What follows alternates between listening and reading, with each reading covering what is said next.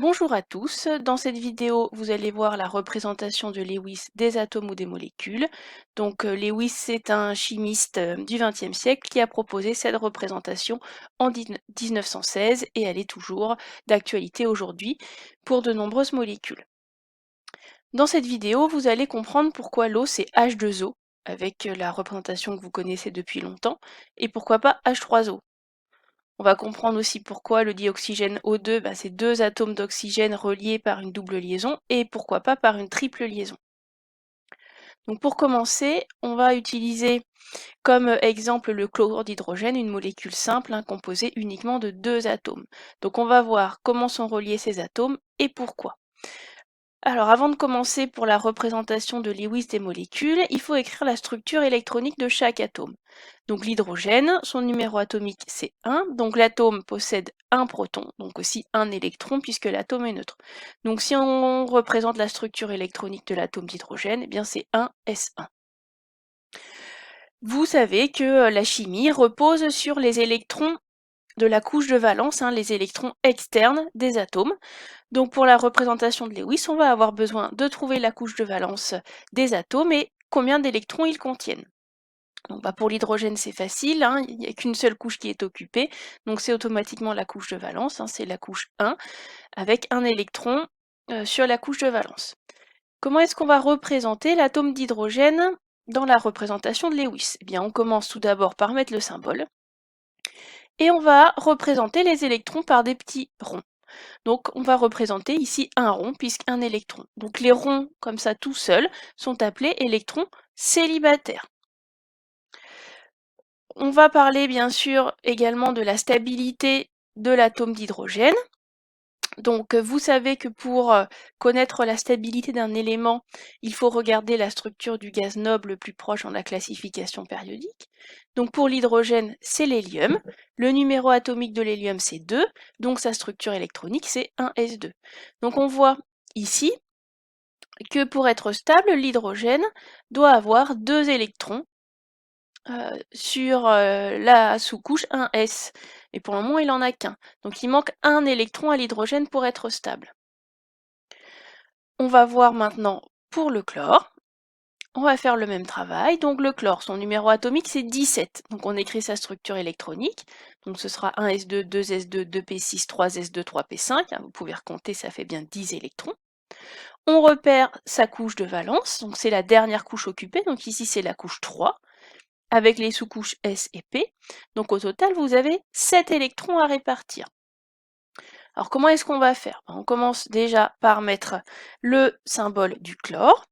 Et puis donc dans le schéma de Lewis, on nous dit que jusqu'à 4 électrons de valence, l'atome est entouré d'électrons célibataires. Donc on va déjà placer les 4 premiers électrons de valence, en sachant qu'on en a 7 à placer. Donc voilà, je place mes 4 électrons célibataires, il m'en reste 3. La règle nous dit donc qu'au-delà de 4 électrons de valence, les électrons supplémentaires s'ajoutent aux électrons célibataires pour former des doublets. Alors qu'est-ce que ça veut dire? Ça veut dire que les électrons qu'on va rajouter vont s'associer aux autres déjà présents pour se mettre 2 par 2. Donc je rajoute mes 3 électrons, donc là j'avais 4 électrons, maintenant 5, 6 et 7. Et ils vont se lier 2 par 2 pour faire ce qu'on appelle un doublet d'électrons. Et on va représenter ces doublets par des petits traits entre les deux électrons. On peut même enlever les petits ronds. Voilà. Dans la représentation de Lewis, on sait qu'une barre, ça représente un doublet d'électrons, donc 2 électrons. Donc voilà la représentation de Lewis du chlore. Regardons maintenant si cet atome est stable. Donc le gaz noble le plus proche dans la classification du chlore, c'est l'argon, qui a pour numéro atomique 18, donc sa structure électronique 1s2, 2s2, 2p6, 3s2, 3p6. Donc on voit bien que ici, sa couche de valence, c'est la couche 3 également, et que sur cette couche de valence, il y a 2 plus 6, soit 8 électrons. Donc le chlore qui en possède que 7 n'est pas stable, l'atome de chlore, il va lui manquer un électron. Donc pour gagner en stabilité, les atomes vont former des molécules. Les atomes vont se lier entre eux. Donc on peut réécrire ici H et Cl. L'atome d'hydrogène n'ayant qu'un électron célibataire, il est toujours, entre guillemets, aux extrémités des molécules. Il n'est jamais au milieu de la molécule. Eh bien, comment ils vont faire? L'atome d'hydrogène, il lui manque un électron, l'atome de chlore, il lui manque aussi un électron. Eh bien, ils vont mettre en commun ces deux électrons célibataires pour former ce qu'on appelle un doublet, mais cette fois-ci liant, puisqu'il est entre deux atomes. Donc, un doublet liant, qu'on appelle aussi liaison covalente, c'est la mise en commun de deux électrons entre deux atomes. Donc ici, on a un doublet liant. On va pouvoir, comme tout à l'heure avec les doublets non liants, enlever les petits ronds qui représentaient les électrons. Donc, ainsi, si on compte pour l'hydrogène, il fait une liaison. Donc, une liaison, c'est deux électrons. Donc, on a bien deux électrons et on va retrouver la structure de l'hélium. Pour le chlore, il faut trouver la structure de l'argon avec 8 électrons sur la couche externe. Eh bien, on compte ici 2 électrons, plus 2, plus 2, plus 2, ça fait bien 8, 2, 4, 6, 8 électrons autour de lui. Ça veut dire qu'il a 8 électrons sur sa couche de valence et on va donc retrouver le même nombre d'électrons que sur la couche de valence de l'argon. Donc c'est un moyen pour les atomes de gagner en stabilité, comme quand ils font des ions, ce que vous avez vu précédemment. Donc dans la représentation de Lewis, on ne se limite pas au doublet liant que vous avez vu quand on a traité la nomenclature des molécules organiques. On s'intéresse aussi aux doublets non liants qui sont propres aux atomes. Donc ici dans cette molécule en bleu, on a un doublet liant. Le doublet liant, on l'appelle aussi liaison covalente. Et on a 3 doublets non liants. On dit non liants parce qu'ils ne servent pas à lier deux atomes entre eux, ce sont des doublets qui sont propres à chaque atome. Donc l'hydrogène n'a pas de doublet non liant et le chlore en a 3. Donc on a ici la représentation de Lewis de la molécule de chlorure d'hydrogène. On a une méthode de vérification pour être sûr qu'on a bien mis le bon nombre de doublets. Ça va être de calculer le nombre d'électrons de valence de la molécule. Alors pour ça, on va devoir faire le décompte des électrons de valence de chaque atome. Alors l'hydrogène, on a vu un électron de valence. Le chlore, 2 plus 5, donc le chlore va apporter 7 électrons de valence dans cette molécule. J'additionne mes électrons de valence, donc 1 plus 7, ça fait 8. Et on sait que un doublet, c'est 2 électrons. Donc si je divise 8 par 2, ben ça me fait bien 4 doublets. Donc je peux vérifier, il faut que dans ma molécule, j'ai 4 doublets. Ben, j'en ai 1, 2, 3, 4. Donc c'est juste, j'ai réparti tous mes électrons. Regardons maintenant un exemple avec 3 atomes, la molécule d'eau. On va procéder exactement de la même façon. L'atome d'hydrogène, numéro atomique Z égale 1 S1, on l'a vu tout à l'heure, sa couche de valence, un électron à répartir, donc un H avec un petit rond. La stabilité, toujours pareil, la même que l'atome de l'hélium, qui est 1s2, donc il lui manque un électron. Maintenant, pour l'oxygène, numéro atomique 8, on écrit sa structure électronique, 1s2, 2s2, 2p4. Sa couche de valence, c'est la couche 2, avec les sous-couches S et P.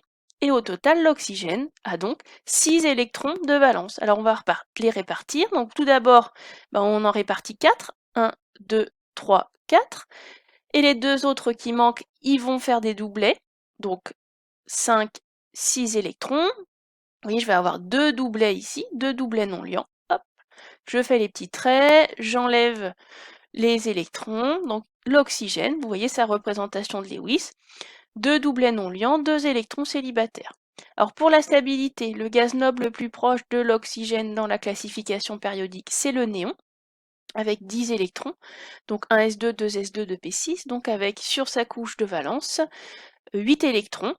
L'oxygène en a donc que 6, donc il va lui en manquer 2. Comment donc l'oxygène va gagner de la stabilité? Eh bien, elle va échanger, mettre en commun ses électrons externes avec chacun des hydrogènes, comme on peut le voir là. Il va y avoir formation de 2 doublets liants. Voilà pourquoi l'oxygène forme 2 liaisons covalentes, donc 2 doublets liants ou 2 liaisons covalentes avec les atomes d'hydrogène, une liaison covalente avec chaque atome d'hydrogène, un doublet liant avec chaque atome d'hydrogène. Donc voilà la représentation de Lewis de la molécule d'eau. On peut faire le détail. Dans cette molécule, il y a 2 doublets liants, les liaisons en bleu, et 2 doublets non liants. On vérifie que les électrons sont stables. Chaque atome d'hydrogène forme une liaison donc à 2 électrons autour de lui, ce qui correspond bien à la structure de l'hélium. Pour l'oxygène, il y a 2 doublets non liants, donc ça fait 4 électrons, plus 2 doublets liants, ça fait bien 8 électrons sur sa couche de valence, ce qui correspond tout à fait à la couche de valence du néon. On fait la vérification avec le décompte des électrons de valence de la molécule. L'hydrogène va apporter un électron, il y en a 2 dans la molécule, donc les 2 hydrogènes apportent 2 électrons de valence. L'oxygène en apporte 4 plus 2, donc 6. Si je fais le total, ça me fait 8 électrons de valence, donc si je divise par 2, ça me fait 4 doublets à répartir, et j'ai bien 1, 2, 3, 4 doublets. 2 liants, les bleus, 2 non-liants, les rouges, sur l'oxygène. Voilà pour la représentation de Lewis des molécules. Donc on commence toujours par la représentation de Lewis des atomes, puis ensuite on les relie entre eux. Et pensez bien que les atomes d'hydrogène ne sont jamais les atomes centraux des molécules.